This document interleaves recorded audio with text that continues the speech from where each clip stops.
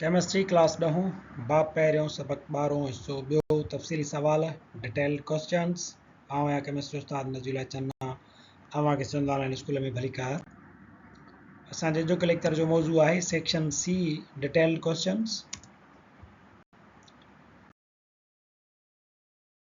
Section C जा असीं ॿ सवाल जेके हुया पहिरें हिसे में कया हुयासीं हाणे ॿिए हिसे में असीं टियों चोथों ऐं पंजो सवाल हल कंदासीं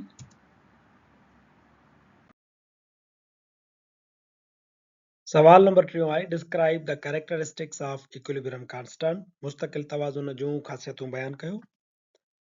नंबर पहिरीं ख़ासियत इहा आहे forward rate and the reverse rate would be the same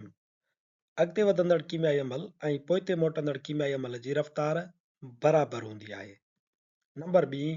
the value of the equilibrium constant does not change at a given temperature but changes as the value of temperature changes गर्मी पद मखसूस रहे त मुस्तकिल तवाज़ुन पिणु तब्दील न थींदो पर जेकॾहिं गर्मी पद में तब्दीली अचे थी त मुस्तकिल तवाज़ुन पिणु वरी डिस्टर्ब थींदो ऐं रीगेन थींदो नंबर 3 ख़ासियत आहे there is no effect on equilibrium by the use of catalyst अमल अंगेज़ जो मुस्तकिल तवाज़ुन ते असर न पवंदो आहे जेकॾहिं तव्हां मुस्तकिल तवाज़ुन वारी हालत जे दौरान अमल अंगेज़ जो इज़ाफ़ो कयो था या रिएक्शन मिक्सर में मिलायो था त उहो छा कंदो सिर्फ़ु इन फॉरवर्ड रेट ऑफ रिएक्शन ऐं बैकवर्ड रेट ऑफ रिएक्शन जी स्पीड में इज़ाफ़ो कंदो पर मुस्तकिल तवाज़ुन चेंज न थींदो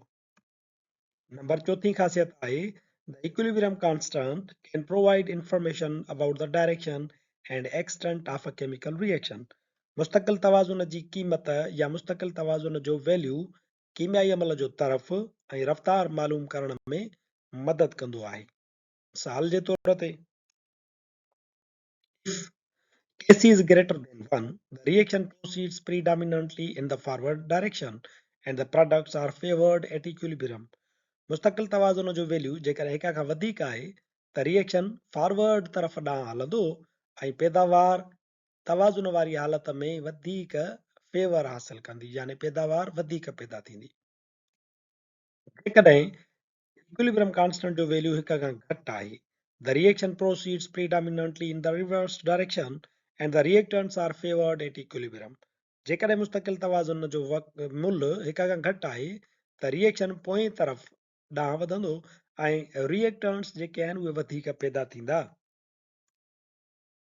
जेकॾहिं वरी केसी जो वैल्यू हिक जे बराबरि आहे the reaction is close to equilibrium असांजो जेको कीमियाई अमल आहे उहो तवाज़ुन जे वेझो पुॼी चुको आहे both the reactants and products are present in significant amounts इन वक़्तु जॾहिं केसी जो मुल्ह हिक जे बराबरि आहे तव्हां जेकॾहिं रिएक्शन मिक्सचर जो सैंपल कढंदव त हुन में रिएक्टेंट्स ऐं प्रोडक्ट्स जो मिक़दार तव्हांखे कंपेरेबल मिलंदो यानी हिक जेतिरो मिलंदो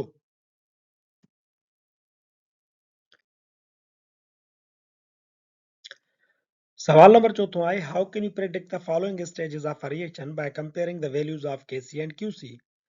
तव्हां हेठि ॾिनल हालतुनि जे बारे में अंदाज़ो कीअं लॻाए सघो था जेकॾहिं तव्हां केसी ऐं क्यूसी जी पाण में कंपेरिज़न कयो मिसाल जे तौर ते net reaction proceeds in forward direction तव्हांखे इहा ख़बर कीअं पवंदी त तव्हांजो कीमियाई अमल जेको आहे उहो फॉरवर्ड डायरेक्शन में थो वञे पियो या वरी तव्हांजो कीमियाई अमल जेको आहे उहो रिवर्स डायरेक्शन में थो वञे पियो इन्हीअ जी ख़बर असांखे केसी ऐं क्यूसीअ जी पाण में कंपेरिज़न सां मिलंदी आहे मिसाल जे तौर ते QC is lesser than KC. For example, 8 the reaction goes from left to right. For example, in forward direction to attain equilibrium. मिसाल जे तौर ते KC जो मुल्ह आहे 57 ऐं QC जो मुल्ह आहे 8 त असां हाणे चऊं था त QC जो मुल्ह जेको आहे KC खां घटि आहे जॾहिं बि QC जो मुल्ह रिएक्शन कोशंट जो मुल्ह मुस्तकिल तवाज़ुन खां घटि हुजे त रिएक्शन जेको आहे असांजो उहो लेफ्ट खां राइट तरफ़ वेंदो यानी असांजे जेके रिएक्टेंट्स आहिनि उहे प्रोडक्ट ठाहिण जे तरफ़ वधंदा जेकॾहिं तव्हांखे यादि रखणु घुर्जे QC जो मुल्ह KC खां घटि आहे त कीमियाई अमल तवाज़ुन ते पहुचण लाइ खाॿे खां साॼे पासे हले थो यानी फॉरवर्ड डायरेक्शन में नंबर ॿियो उसूल आहे त जेकॾहिं वरी रिएक्शन कोशंट जी क़ीमत मुस्तकिल तवाज़ुन खां वधीक आहे मिसाल जे तौर ते मुस्तकिल तवाज़ुन जी क़ीमत आहे 57 ऐं रिएक्शन कोशंट QC जी क़ीमत आहे 80, यानी QC जेको आहे उहो वॾो आहे तंहिंखां KC खां। हिन जो मतिलबु आहे त असांजो कीमियाई अमल जेको आहे उहो रिवर्स डायरेक्शन में थो वञे, यानी प्रोडक्ट खां काॾे थो वञे पियो, असांजो रिएक्टेंट ठाहिण जे तरफ़ वञे थो पियो।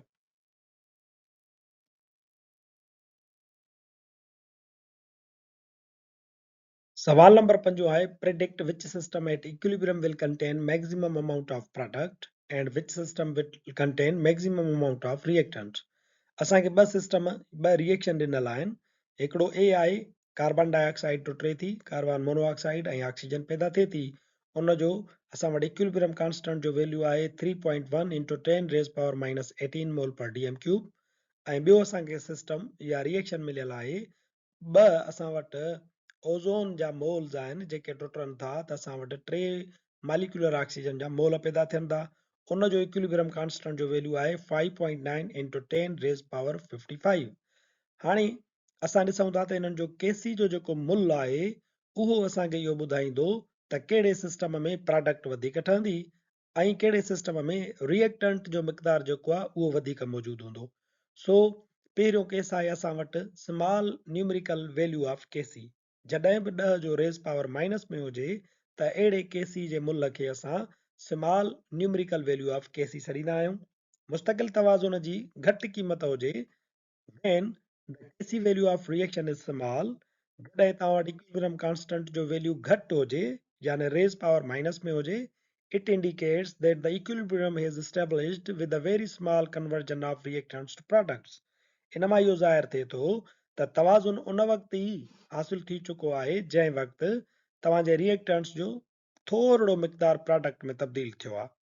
तवाज़ुन जी घटि क़ीमत जो मतिलबु छा आहे? पैदावार घटि मिक़दार में मौजूदु आहे। At equilibrium position, almost all reactants are present। तवाज़ुन वारी हालत वक़्तु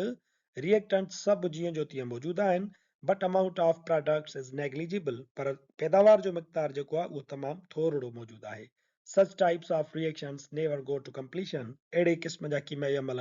कॾहिं बि मुकमल कोन थींदा आहिनि। हाणे हीउ जेको नंबर पहिरियों सिस्टम आहे उन मां असांखे इहा ख़बर पवे थी त ए वारे सिस्टम में ॿ मोल जेके कार्बन डाइऑक्साइड जा टुटनि था, कार्बन मोनोऑक्साइड ऐं ऑक्सीजन जो हिकिड़ो मालिक्यूल ठहे थो, त इन क़िस्म जे कीमियाई अमल में या सिस्टम में प्रोडक्ट जो जेको मिक़दार आहे उहो तमामु थोरो हूंदो, रिएक्टेंट्स जो मिक़दार तमामु घणो हूंदो, छो त थोरा रिएक्टेंट जेके आहिनि उहे प्रोडक्ट में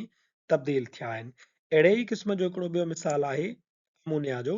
अमोनिया खे असां गरम कयूं था, उन मां नाइट्रोजन ऐं हाइड्रोजन गैस ठहे थी। उनजो केसी जो मुल आहे 3.0 × 10⁻⁻9। हिते बि असांजो जेको रेज़ पावर आहे उहो -9 में आहे, तंहिंजे करे हिते बि असांखे इहो ई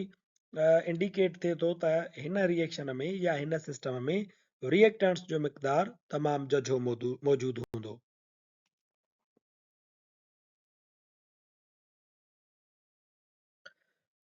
जॾहिं बि when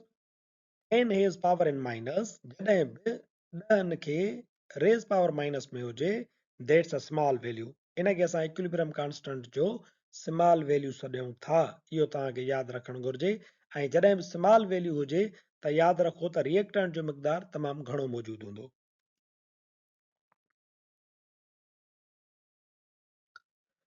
ॿियो सिस्टम आहे असां वटि ओज़ोन जा 2 मोल टुटनि था, त ऑक्सीजन जा असां वटि 3 मोल पैदा थियनि था ऐं उनजो केसी वैल्यू आहे 5.9 × 10⁻55 मोल पर डीएम क्यूब। हाणे जॾहिं 10 रेज़ पावर प्लस में हुजे त इन जो मतिलबु आहे त इहो केसीअ जी वॾी क़ीमत आहे, वॾो वैल्यू आहे। सो ॿियो केस आहे असां वटि large numerical value of K C. The large value of Kc indicates that at equilibrium position, the reaction mixture consists of almost all products and reactants are negligible। जॾहिं Kc जो मुल्ह वॾो हुजे त इन जो मतिलबु आहे त तवाज़ुन वारी हालत वक़्तु रिएक्शन मिक्सचर में घणी खां घणियूं प्रोडक्ट्स मौजूदु आहिनि ऐं रिएक्टेंट्स जो मिक़दार तमामु थोरो आहे। The reaction is almost gone to completion, यानी असांजो कीमियाई अमल जेको आहे उहो मुकमल थियण ताईं पहुची चुको आहे। अहिड़े क़िस्म जो हिकिड़ो ॿियो मिसाल आहे, 2 मोल आहिनि असां वटि कार्बन मोनोऑक्साइड गैस जा, रिएक्शन कनि था मालिक्यूलर ऑक्सीजन जे हिक मोल सां ऐं असां वटि पैदा थिए थी कार्बन डाइऑक्साइड जा 2 मोल। उन जो इक्विलिब्रियम कांस्टेंट वैल्यू आहे 2.2 इंटू 10 रेज़ पावर 22। हिते पिणु असांजो रेज़ पावर प्लस में आहे, त हिन जो मतिलबु थियो लार्ज न्यूमेरिकल वैल्यू ऑफ केसी आहे। इन केस में बि ईअं थींदो त अहिड़े क़िस्म जे सिस्टम्स में जिन में 10 खे रेज़ पावर प्लस में हुजे, उन्हनि में तमामु घणो मिक़दार प्रोडक्ट जो मौजूदु हूंदो आहे, रिएक्टेंट्स उन्हनि में तमामु थोरा हूंदा आहिनि। तो यादि रखो त जॾहिं बि 10 जे मथां पावर प्लस में हुजे, दैट्स अ लार्ज वैल्यू। जॾहिं बि केसी जो मुल्ह 10 जे मथां रेज़ पावर प्लस में हुजे, त हिन जो मतिलबु आहे त असांजे इक्विलिब्रियम कांस्टेंट जो इहो लार्ज वैल्यू आहे। ऐं इन सूरत में असांजी जेके प्रोडक्ट्स आहिनि उहे तमामु जझे मिक़दार में मौजूदु हूंदियूं आहिनि ऐं रिएक्टेंट्स तमामु नेग्लिजिबल क्वांटिटी में हूंदा आहिनि। सवाल नंबर 5 सां गॾु सेक्शन सी डिटेल क्वेश्चन पुॼाणी ते पहुचे थो। वधीक वीडियोज़ लाइ ॾिसंदा रहो सिंध ऑनलाइन स्कूल।